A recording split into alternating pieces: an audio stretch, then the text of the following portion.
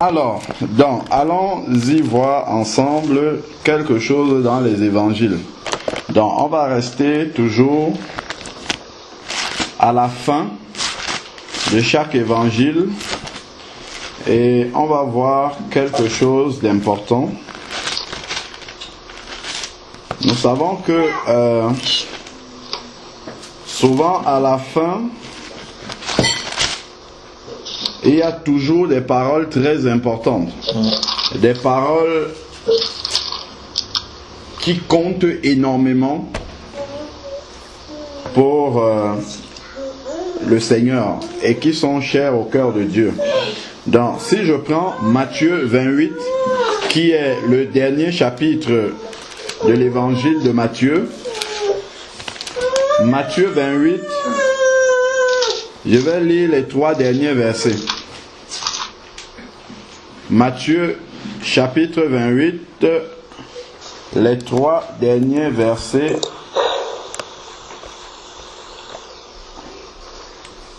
Jésus s'approcha et leur parla ainsi.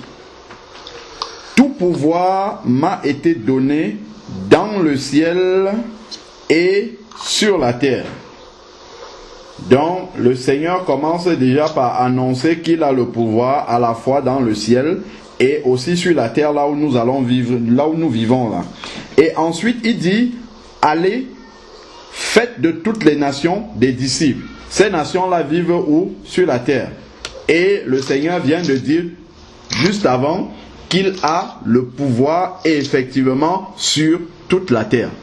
Donc, il nous envoie, nous ayant déjà donné un pouvoir, le pouvoir qu'il a, si on va voir on va voir tout à l'heure dans Marc 16, ce que le Seigneur nous a donné comme pouvoir. Mais déjà, ici, là, nous lisons qu'il nous envoie vers les nations.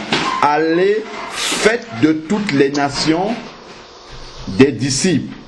Baptisez-les au nom du Père, du Fils et du Saint-Esprit et enseignez-leur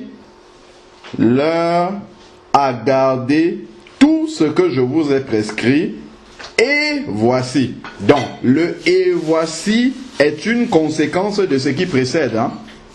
Ce n'est que dans la mesure où nous sommes en train de faire de toutes les nations des disciples, que nous sommes en train de baptiser, si nous en avons le droit, et que nous sommes en train d'enseigner. Ce n'est que si nous sommes consacrés à cela, que ensuite le et voici, ce qui suit le et voici sera une réalité dans notre vie. Et qu'est-ce qui suit le et voici? Je suis avec vous tous les jours jusqu'à la fin du monde. Donc, si tu es sur la terre et que tu es un enfant de Dieu, voici ce que le Seigneur te demande de faire, justement, pour qu'il soit avec toi tous les jours jusqu'à la fin du monde. Que tu sois ou bien en train de faire des disciples, ça veut dire quoi faire des disciples? C'est très simple. C'est annoncer aux gens qui sont pécheurs et perdus et que l'enfer est juste devant eux. Mais le Seigneur ne veut pas qu'ils aillent là-bas. Et le Seigneur a déjà payé leurs dettes à la croix afin que justement ils n'aient plus à payer leurs dettes. Qu'ils aient simplement à recevoir Jésus comme Seigneur et Sauveur, se repentir de leurs péchés et marcher comme le Seigneur veut. Et là, le paradis leur est réservé pour la suite, après la vie sur cette terre. Voilà simplement ce que ça veut dire faire de toutes les nations des disciples. Ensuite, il y a d'autres que le Seigneur a appelés qui vont prendre le relais pour baptiser, ensuite pour enseigner la parole de Dieu. Mais toujours est-il que les paroles que nous voyons là sont les dernières paroles que Jésus a laissées sur la terre. Nous savons que quand un homme, une femme vient à la fin de sa vie, les dernières paroles qu'elle prononce sont généralement les plus importantes de sa vie.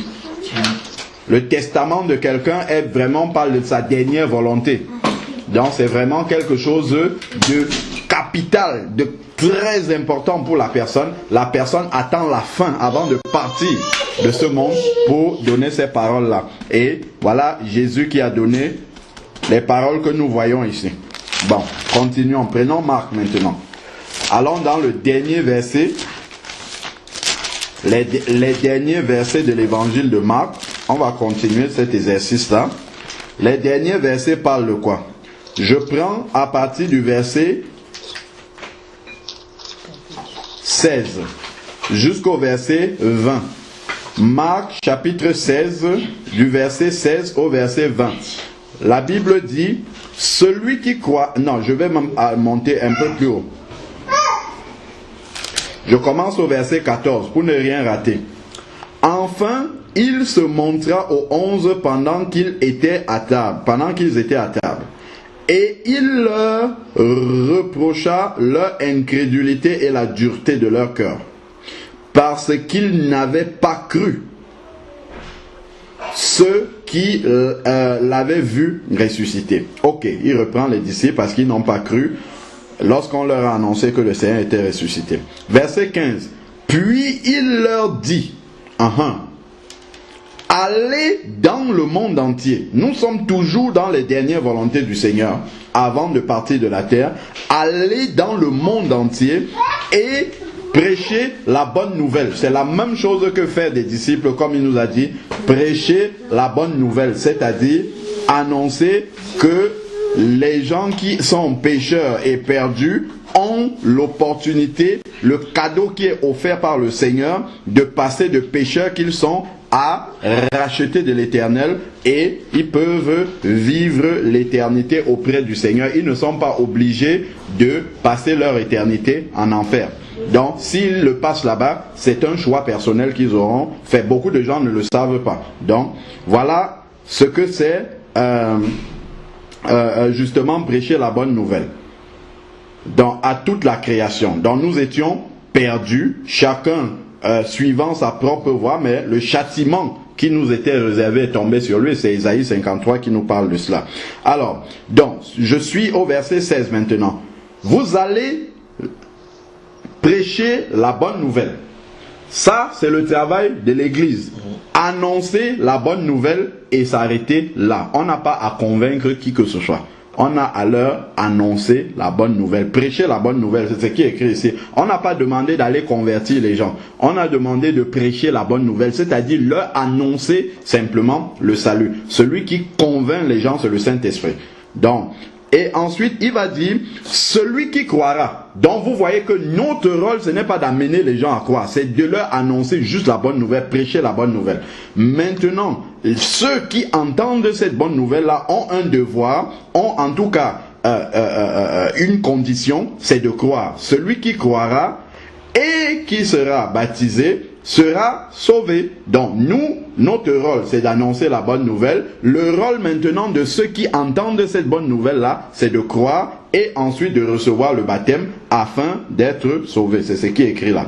Ensuite, mais celui qui ne croira pas, donc on ne nous a pas dit que chaque fois que nous allons annoncer la bonne nouvelle, tout le monde va croire. Donc, que les gens croient, qu'ils ne croient pas, ce n'est pas notre affaire. Ça, c'est l'affaire du Seigneur avec ces gens-là. Notre travail, c'est de leur annoncer la bonne nouvelle. Il y a des gens qui, avant de sortir annoncer l'évangile, veulent être sûrs que tous ceux à qui ils vont parler vont déjà s'arrêter pour écouter ce qu'ils ont à dire. Pas du tout.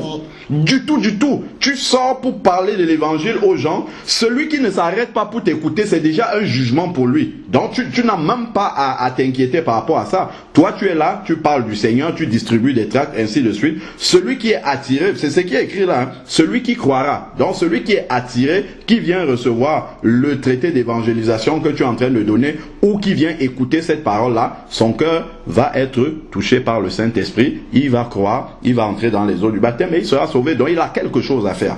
Par contre, si il t'envoie promener comme on dit, ça c'est son affaire avec le Seigneur.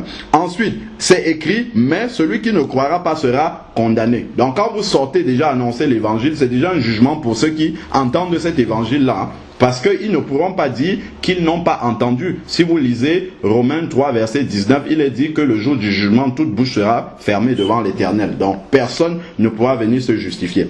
Prenons maintenant le verset 17. Voici les signes. Voilà donc le pouvoir. Le Seigneur a dit qu'il a tout pouvoir m'a été donné dans Matthieu 28 là-bas, dans le ciel et sur la terre. Et il donne ici là une partie de ce pouvoir-là à ses disciples justement qui sortent pour annoncer cette bonne nouvelle-là, pour prêcher cette bonne nouvelle. Voici les signes qui accompagneront ceux qui auront cru.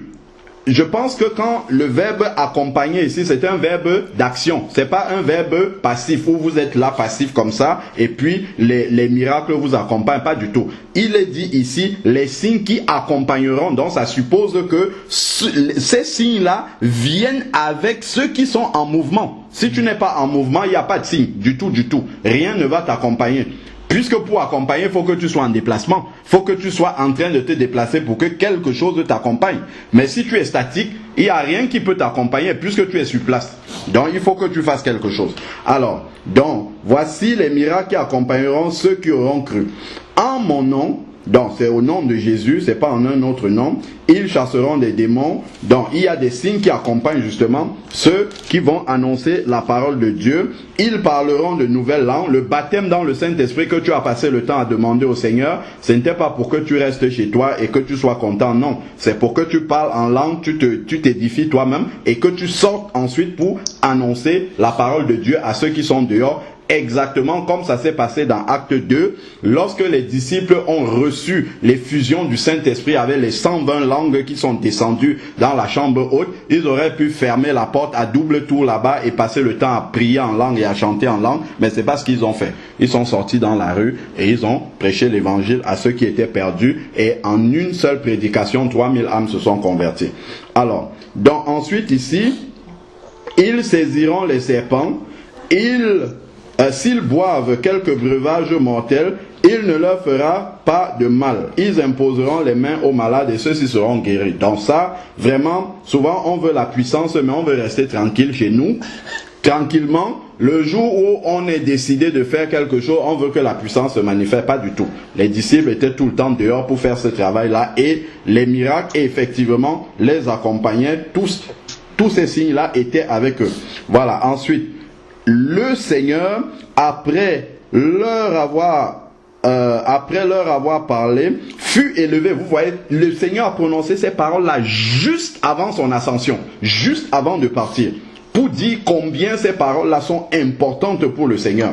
Alors, et il s'assit à la droite de Dieu. Alors, et verset 20, regardez l'obéissance. Regardez tout de suite le verset 20, il y a déjà l'obéissance là. Ils ne sont pas restés à réfléchir, et ils s'en allaient prêcher partout, le Seigneur travaille. Vous avez vu, ils ne sont pas restés sur place. Ils sont allés effectivement prêcher, comme on a vu dans Matthieu 28, le Seigneur a dit, et voici je suis avec vous, et voici comme conséquence du fait que justement, on est en action pour faire le travail de Dieu, et il est dit ici, le Seigneur travaillait avec eux et confirmait, il ne confirme pas ta passivité, il confirme sa parole par les signes. Mais si tu restes chez toi, tu ne vas pas annoncer la parole de Dieu, Dieu n'a rien à confirmer. Donc il confirmait la parole par les signes qui l'accompagnaient. Les signes accompagnent la parole. C'est quand la parole est prêchée que les signes viennent confirmer cette parole-là qui est prêchée. Donc, si la parole est gardée dans ton cœur, si elle est gardée chez toi, si elle ne sort pas, effectivement, il n'y aura aucun miracle et en plus, tu n'es pas en train de faire la volonté du Seigneur. Passons Marc maintenant. Allons dans Luc maintenant. Regardons, on est en train de faire un exercice très simple. Allons à la fin des évangiles, encore voir maintenant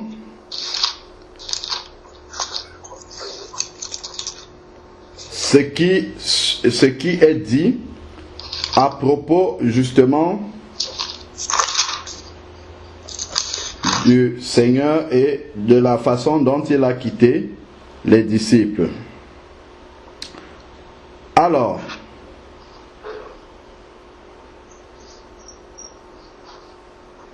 si je prends à partir du verset 44 par exemple, dans Luc 24 verset 44, puis il leur dit, c'est là ce que je vous disais lorsque j'étais encore avec vous. il fallait que s'accomplisse tout ce qui est écrit de moi dans la loi de Moïse, dans les prophètes et dans les psaumes. Alors, il leur ouvrit l'intelligence pour comprendre les Écritures. Et il leur dit, ainsi, il est écrit que le Christ souffrirait, qu'il ressusciterait d'entre les morts le troisième jour, et que la repentance en vue du pardon des péchés serait prêchée en son nom à toutes les nations, à commencer par Jérusalem. Voilà encore qu'il dit que la suite naturelle, logique de la résurrection, c'est que l'évangile qui commence par la repentance doit être prêché à toutes les nations. Et qui c'est qui doit prêcher ça? Ce sont les disciples du Seigneur que nous sommes. Vous êtes, regardez comment il continue là. Il dit, vous êtes témoins. Donc ces témoins-là de la parole qui est en train d'être dite ici, c'est eux qui doivent accomplir ce qui est écrit là, à savoir prêcher la repentance en vue du pardon des péchés. Et voici, j'enverrai sur vous. Vous avez vu le et voici, la même conséquence que dans Matthieu 28. Et voici, je suis avec vous tous les jours jusqu'à la fin du monde. D'ici dans le verset 49, et voici, j'enverrai sur vous ce que mon Père a promis, mais vous restez dans la ville jusqu'à ce que vous soyez revêtus de la puissance d'en haut, la puissance du Saint-Esprit. Ici. Tout à l'heure là-bas, dans Matthieu 28, Jésus a dit, et voici, je suis avec vous. Ici, le même et voici est là, et c'est la puissance du Saint-Esprit qui est avec nous. Donc, la puissance du Saint-Esprit qui nous accompagne, c'est la présence de Jésus qui nous accompagne, mais pas pour rien, c'est pour faire le travail. Ensuite, verset 50, il les emmena jusqu'à Béthanie, puis il leva les mains et les bénit. Pendant qu'il les bénissait, il se sépara d'eux et fut enlevé au ciel. Pour eux, après l'avoir adoré, ils retournaient à Jérusalem avec une grande joie, et ils étaient continuellement au temple et bénissaient Dieu. Amen. Amen. La même chose, on retrouve cela toujours dans l'évangile de Luc également. Donc on voit que ça se termine toujours de la même façon. Alors, dans l'évangile de Jean, qui est un évangile un petit peu différent dans la révélation qu'il rapporte, donc nous avons plutôt dans le chapitre 20 à partir du verset 19. Donc nous sommes complètement à la fin également de cet évangile-là, mais pas totalement au dernier chapitre. Et là, on a également cette parole que le Seigneur donne. Le soir, je suis au verset 19 du chapitre 20 de Jean. Le soir de ce jour qui était le premier de la semaine, les portes du lieu où se trouvaient les disciples étaient fermées par la crainte qu'ils avaient des Juifs. Jésus vint et, debout au milieu d'eux, il leur dit « Que la paix soit avec vous ». Verset 20, quand il eut dit cela, il leur montra ses mains et son côté. Les disciples se réjouirent en voyant le Seigneur. Jésus leur dit de nouveau « Que la paix soit avec vous, comme le Père m'a envoyé. » Que la paix soit avec vous, comme le Père m'a envoyé, moi aussi je vous envoie. Il n'envoie pas les disciples comme ça de façon sans les équiper avant. Voilà, il va les équiper avant de les envoyer sur le terrain. Moi aussi, je vous envoie. Donc voilà encore une des dernières volontés du Seigneur qui apparaît aussi après la résurrection et peu de temps avant que le Seigneur ne soit enlevé. Donc il dit, comme le Père m'a envoyé, moi aussi je vous envoie. Il souffla sur eux et dit recevez le Saint-Esprit. Donc voilà le Saint-Esprit qui est donné maintenant en vue justement d'être un témoin de Jésus afin d'aller parler du Seigneur, répandre la bonne nouvelle, prêcher cette bonne nouvelle-là aux nations. Donc, ceux à qui vous pardonnerez les péchés, il leur sera pardonné, et ceux à qui vous les retiendrez, ils leur seront retenus. Voilà. Et ensuite, on voit ce qui se poursuit. Donc, on voit bien que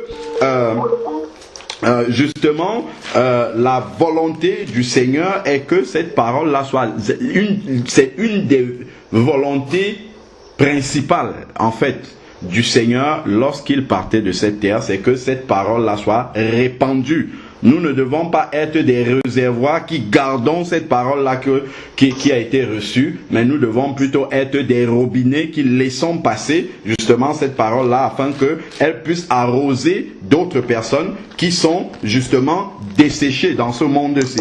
Alors, si vous prenez maintenant acte 1, là on entre maintenant dans les débuts de l'Église. Pareillement, le Seigneur, avant de partir, acte 1, verset 4, déjà il a demandé de ne pas s'éloigner de Jérusalem. Et au verset 8, il dit, vous recevrez une puissance, pas pour dormir chez soi. On n'est pas baptisé dans le Saint-Esprit pour rester à la maison et puis dire, voilà, ça y est, c'est bon, maintenant je suis baptisé, c'est pour sortir. Il dit, et vous serez mes témoins à Jérusalem, c'est-à-dire d'abord là où tu es, dans la ville où tu vis, chez toi, et ensuite dans toute la Judée, dans la Samarie et jusqu'aux extrémités de la terre. Voilà la mission qui est donnée à tous les disciples. Ça, c'est ce que le Seigneur a dit. Déjà, si vous voyez acte 2, lorsque vous lisez les 4 premiers versets là, ça nous parle de l'effusion du Saint-Esprit, et juste après, or, verset 5, or, il y avait en séjour à Jérusalem des Juifs pieux venus de toutes nations qui sont sous le ciel. Donc, toutes les nations étaient là. Ça, c'est très important. Le Seigneur a dit, allez prêcher. À quoi? Répandez la parole à qui? Faites de toutes les nations, faites de toutes les nations des disciples. Et ici, il nous a dit que toutes les nations étaient à Jérusalem. C'est pas le fait du hasard que le Seigneur ait permis que toutes les nations qui sont sous le ciel soient représentées à Jérusalem le jour où l'Église devait commencer avec l'effusion du Saint-Esprit. Ça, c'est bien pour nous montrer que la recommandation que le Seigneur a donnée, allez, faites de toutes les nations des disciples, on a commencé par là, dans justement le début de l'Église. Toutes les nations étaient là et Pierre a donc prêché ce premier message-là de l'Église, et on a vu les 3000 âmes converties au verset 41. Ceux qui acceptèrent sa parole furent baptisés. En ce jour-là, furent ajoutés environ 3000 âmes. Voilà. Une prédication, 3000 âmes. On voit vraiment que là, c'est la puissance du Saint-Esprit. Aujourd'hui, on peut prêcher pendant, je ne sais pas moi, une semaine. Si une personne se convertit, c'est beaucoup. Bon, ça nous montre que ce n'est pas le Seigneur qui a changé, mais c'est nous qui ne marchons pas comme le Seigneur veut. Parce que la puissance du Seigneur est toujours la même, vu que nous confessons que le Seigneur est le même hier, aujourd'hui et éternellement. Donc le problème n'est pas chez le Seigneur, c'est chez nous. Donc déjà, de réaliser la mission que le Seigneur nous a donnée, c'est déjà principalement ça. Donc, si vous lisez après la suite des évangiles, du livre des actes, acte 5 et ainsi de suite, vous allez voir les disciples, les Étienne, tout ça, ils sont tout le temps dehors pour prêcher l'évangile. Si on prend maintenant dans acte 8, vous avez Philippe ici, Philippe descendu dans une ville. Ça, c'est extraordinaire quand même, hein? Parce que ici, acte 7, se termine par la lapidation d'Étienne. D'accord? Nous savons bien que les évangiles, la parole de Dieu, en fait, à la base, il n'y avait pas de versets. Ce n'était pas subdivisé en versets. C'était des rouleaux où, en fait, la Bible était écrite les uns après les autres. Donc, entre le chapitre 7 et le 8, il ne faut pas voir comment c'est subdivisé, comme si c'était quelque chose de différent. En fait, ça se suit. Donc, Philippe, ici, là, il va en Samarie juste après que Étienne soit lapidé. Hein. Ils auraient pu dire, oh, si c'est devenu difficile comme ça, si on commence à nous tuer comme ça, là, on va peut-être arrêter de prêcher l'évangile. Mais Philippe, tranquillement, il va en Samarie. Et ce qui est très intéressant ici, c'est qu'il n'a pas pris la permission d'aller demander tel apôtre, tel homme de Dieu, est-ce que tu acceptes que j'aille prêcher l'évangile? Il est parti. Tu as la conviction du Saint-Esprit, sors dans ta ville et commence à répandre l'évangile. Tu n'as pas besoin que quelqu'un te donne quelque autorisation que ce soit. Le Seigneur a déjà donné l'autorisation. Avec tous les versets qu'on a lus, il a dit allez et prêcher. Donc tu n'as plus besoin. Les gens vont dire ah oui, j'ai pas reçu l'appel pour pas. Tout le monde a reçu l'appel. Tu n'as peut-être pas conscience de cela, mais on vient de lire les versets. Ça s'adresse à tous les disciples de Jésus, y compris les femmes. Hein.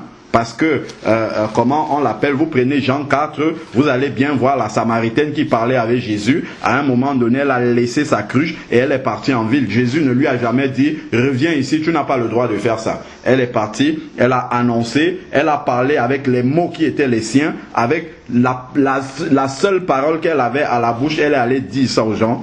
J'ai rencontré quelqu'un qui m'a dit tout ce que j'ai fait. Ne serait-ce pas le Messie? Voilà son évangélisation. Et qu'est-ce qui s'est passé? Tous les gens de la ville, vous lisez dans Jean 4, ont accouru pour aller voir le Messie. Qu'est-ce qui s'est passé? Elle a ramené les gens à Jésus. C'est ça, évangéliser, c'est tout. Son travail est fini. Maintenant que les gens sont revenus à Jésus, ils ont écouté ce que Jésus leur a prêché comme message. Et à la fin, ils ont dit à la dame, nous ne croyons plus à cause de ce que tu nous as dit, mais nous croyons parce que nous avons entendu. Donc, voilà, la femme, elle a rempli son rôle et aujourd'hui, il en est de même. Donc, les femmes peuvent sortir aussi pour prêcher cette parole-là, annoncer aux perdus qu'il y a une solution pour laquelle le Seigneur a déjà pourvu depuis longtemps. Donc, Philippe est allé en Samarie. Si vous lisez, je nous épargne toute la lecture. Vous allez voir tout ce qui s'est passé. Le Seigneur s'est glorifié. Et en ce moment-là, moi j'ai juste envie de rajouter quelque chose dans ce qui se passait là en Samarie. Il y a eu un grand réveil. Ensuite, à partir du verset 14, vous voyez les apôtres qui sont venus, Jean et Pierre. Si on peut fermer les micros, ça serait bien pour nous tous, s'il vous plaît. Donc, il y a Jean et Pierre qui sont venus de Jérusalem pour imposer les mains à ceux qui avaient reçu le Seigneur afin qu'ils soient baptisés dans le Saint-Esprit. Vous pensez que c'est pour rien qu'ils se sont déplacés de Jérusalem juste pour que les gens soient baptisés dans le Saint-Esprit et qu'ils soient contents? Non. C'était pour que eux-mêmes deviennent des disciples et sortent aussi pour aller répandre cette parole-là. Première remarque. Et ensuite, qu'est-ce qui se passe? C'est que à la fin maintenant, je lis juste au verset 25. Acte 8, verset 25. Après avoir rendu témoignage, on parle de Jean et Pierre qui sont arrivés justement en Samarie pour imposer les mains aux nouveaux convertis. Après avoir rendu témoignage et annoncé la parole du Seigneur en Samarie, ils retournaient à Jérusalem en évangélisant plusieurs villages des Samaritains. Voilà les vrais disciples du Seigneur. Ils sont venus faire un travail et sur leur chemin de retour, tous les villages qu'ils trouvent, ils laissent la parole de Dieu, ils annoncent la parole de Dieu là-bas. Voilà les vrais disciples. Donc, si on regarde ensuite, lorsque Philippe a été enlevé pour aller prêcher à l'eunuque éthiopien et le baptiser, ça commence au verset 26, nous sommes dans Acte 8, je veux juste voir la fin. Après que Philippe ait baptisé l'eunuque éthiopien, regardez ce qui s'ensuit là. Verset 39. Quand il fut remonté hors de l'eau, l'Esprit du Seigneur enleva Philippe et l'eunuque ne le vit plus. Alors, joyeux, il poursuivait son chemin. Verset 40 qui nous intéresse. Quand Philippe se trouva à Azote, quant à Philippe, voilà, il se trouva dans Azote, puis il évangélisa toutes les villes par lesquelles il passait jusqu'à son arrivée à Césarée. Voilà un vrai disciple. Il sait quelle est sa mission sur la terre. Amen. Il vient de finir un travail avec l'eunuque. Toutes les villes où il est en train de passer, il annonce la parole du Seigneur jusqu'à ce qu'il arrive chez lui. Je me rappelle qu'il fut un temps, Il fut un temps, il y a quelques mois, hein, quand je sortais le matin pour aller à la gare, parce que j'allais à la gare de RER à pied, je prenais une dizaine de traités d'évangélisation et toutes les personnes que je rencontrais sur mon chemin, quand il n'y a pas quelqu'un devant moi, je suis en train de prier pour la prochaine personne et je leur tends le traité d'évangélisation. S'il ne prend pas, je donne à la suivante et ainsi de suite jusqu'à la gare. Ça, c'est ce que je faisais et tout le monde peut faire ça. Ou alors, en allant au travail, toutes les boîtes aux lettres que tu vois, tu poses un traité d'évangélisation là-dedans. Ça, je vous assure que si on entre, le Seigneur nous a laissés sur la terre pour 2 raisons seulement. Il n'y a que 2 raisons.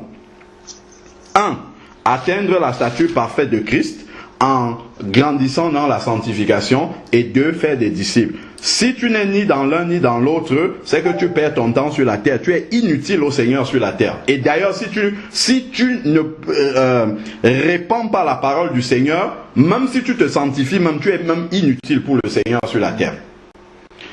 Il ne faudrait pas que nous soyons inutiles pour le Seigneur sur la terre. S'il nous a laissés là, c'est parce qu'il y a un travail. Et on le lit encore dans...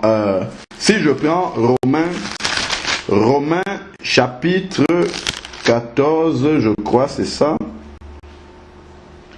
Romains 10, verset 14. Il me semble que c'est ça. Romains 10, verset 14. Nous sommes tout le temps en train de dire, oh, les gens sont impies, ils ont voté l'homosexuel, le mariage pour tous, ils ont fait ceci, les gens s'habillent mal, les autres insultent tout le monde, ils posent des bombes. On est tout le temps en train de juger, c'est bien, c'est la vérité qu'on est en train de dire. Mais il y a une chose dans la parole de Dieu, il est dit, Romains 10, verset 14, il dit, comment invoqueront-ils celui dont comment donc invoqueront-ils celui en qui ils n'ont pas cru? Et comment croiront-ils en celui dont ils n'ont pas entendu parler? Mais si l'Église ne parle pas de Jésus aux gens, comment est-ce qu'ils vont croire en Jésus dont on ne parle pas? Voilà. Alors, et comment entendront-ils parler de lui sans prédicateur? Je dis, il faut changer ce mot-là. C'est pas forcément ceux qui ont le ministère d'enseigner, hein, parce que les enseignants c'est dans l'église, mais dehors là, tous les enfants de Dieu peuvent parler du Seigneur, annoncer le Seigneur aux gens. Donc ici, c'est s'il n'y a pas de personnes qui parlent de Jésus, tout simplement, comment est-ce qu'ils vont croire? Et ensuite, verset 15, et comment y aura-t-il des prédicateurs s'ils ne sont pas envoyés selon qu'il est écrit qu'il est beau, et ainsi de suite. Et nous avons vu des versets qui disent allez et faites. Donc nous sommes déjà envoyés, nous avons déjà le mandat du Seigneur et il y a juste à recevoir l'équipement du Seigneur pour sortir, faire ce travail-là. Ensuite, maintenant, 2 Corinthiens 5, versets 18 et 19, et on va finir là, rapidement. Il est dit ceci, verset 18, 2 Corinthiens, d'ailleurs je vais même commencer à partir du verset 17, parce qu'il y a quelque chose là, on confesse souvent ce verset là rapidement comme ça, facilement comme ça et ainsi de suite, et c'est bien, mais il y a quelque chose qui s'ensuit. Si quelqu'un est en Christ, il est une nouvelle créature. 2 Corinthiens 5 verset 17, les choses anciennes sont passées et voici, toutes choses sont devenues nouvelles. C'est magnifique d'être une nouvelle créature, c'est une très bonne chose, mais regardez ce qui suit. Et tout cela vient de Dieu qui nous a réconciliés avec Christ et qui nous a... Amen, gloire au Seigneur. Il ne nous a pas seulement réconciliés avec Christ et point. La phrase continue. Il nous a réconciliés avec Christ, c'est la première chose. Et qui nous a donné le ministère de la réconciliation.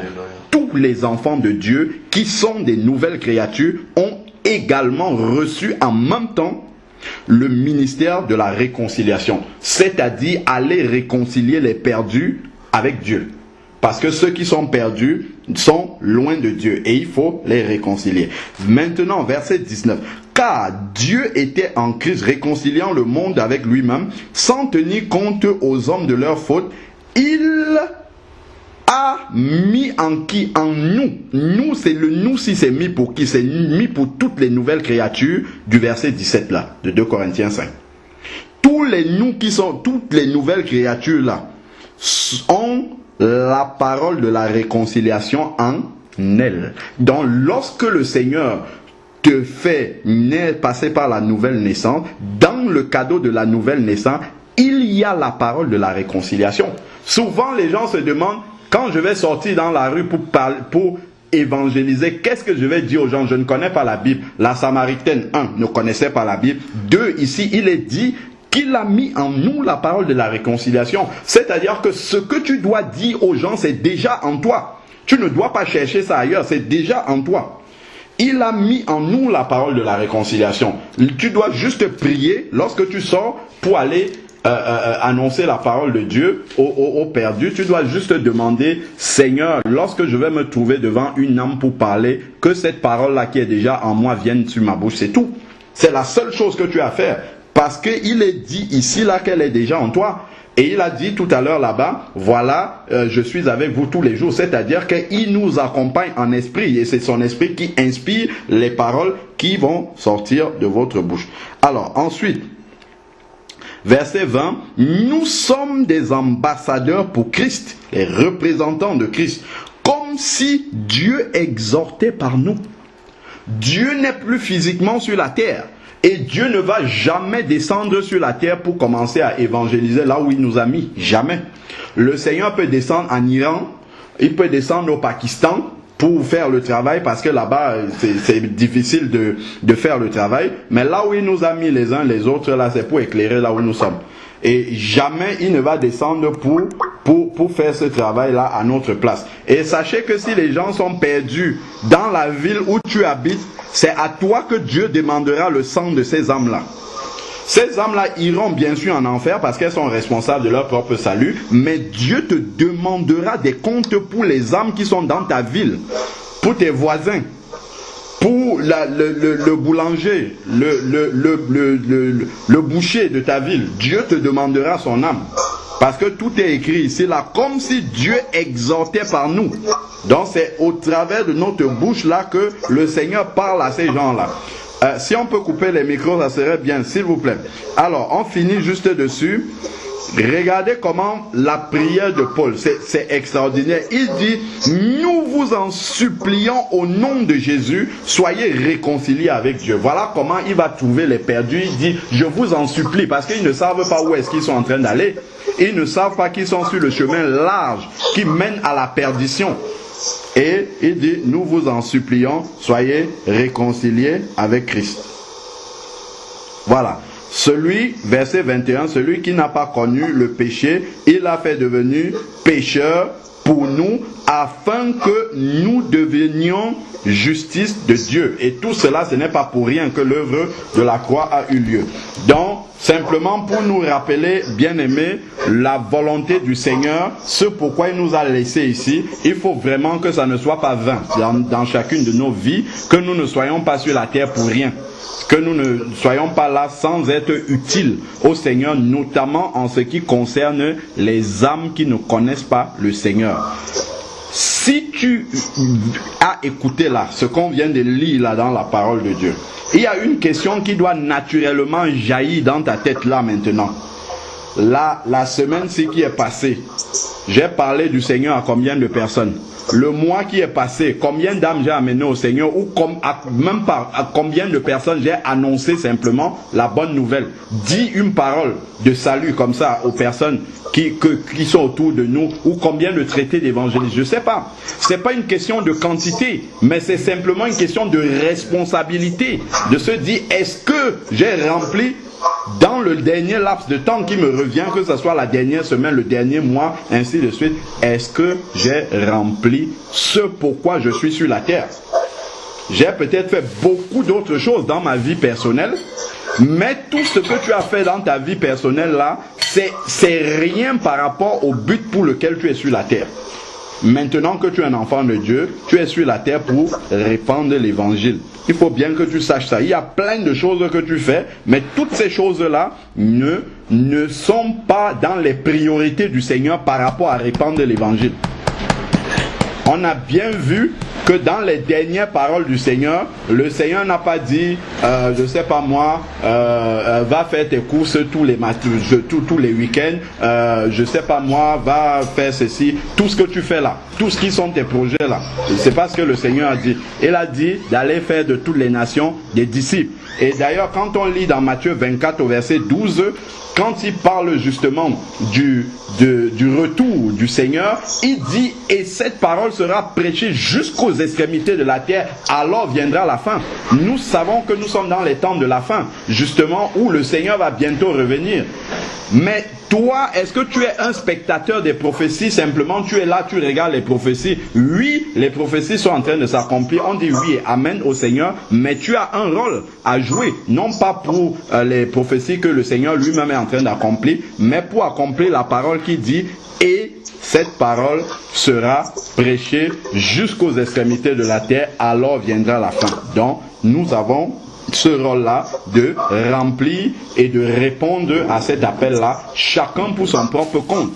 Donc, on ne va pas rester en assemblée et dire, bon, ok, on va sortir pour évangéliser tel jour. Non, ça, vraiment, Philippe n'a pas demandé le concours de son assemblée ou quoi que ce soit. Il s'est levé convaincu par le Saint-Esprit. Il est sorti, il va annoncer la parole. Étienne, la même chose, on l'a lapidé, c'est pas grave, il n'a pas demandé l'autorisation à qui que ce soit. Donc là où tu es chez toi, dans ta ville, dans ton quartier, nous sommes ici à Champigny, nous allons évangéliser ceux qui sont dans notre ville. Là où tu es, tu te lèves, où tu es seul, où vous êtes deux. D'ailleurs, on est souvent bloqué par le fait qu'on dit oui, le Seigneur avait envoyé les 70 2 à 2.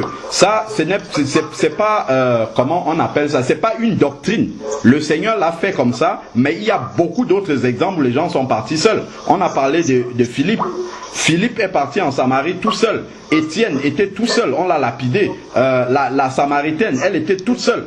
Donc il ne faut pas dire oui, je suis tout seul, je ne peux pas. Non, le Seigneur est avec toi, donc vous êtes deux déjà au moins. Donc voilà. Donc si tu veux absolument être avec quelqu'un, le Seigneur est avec toi, ça fait deux. Donc tu peux partir. Voilà. Si vous êtes deux physiquement, c'est bien. Si tu es tout seul, lève-toi aussi et pars. Il ne faut pas rester tout seul, te dire parce que je suis tout seul, je ne peux pas. Non, le Seigneur est avec toi. Tu peux te lever et partir, faire la volonté du Seigneur bien comme il faut.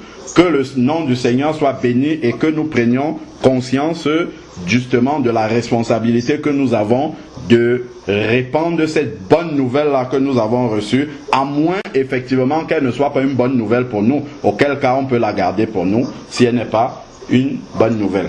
Amen. Amen. Seigneur Père, je veux te bénir encore pour ces rappels que tu nous donnes dans ta parole, pour cette volonté que tu as manifestée, Seigneur Dieu, que nous ne gardions pas ce précieux salut que nous avons reçu, Seigneur Père, que nous ne les gardions pas pour nous, Seigneur Père, mais que là où tu nous as mis, dans ce qui correspond à notre Jérusalem, à chacun, dans la ville où nous sommes, dans le quartier où nous sommes, Seigneur Père, que nous puissions être des lampes, Seigneur Père, qui éclairons au milieu des ténèbres, Seigneur Dieu. Merci parce que tu nous fais ce rappel-là encore et que tu nous équipes, tu nous as même déjà équipés, Seigneur Père, pour que nous allions faire ce travail.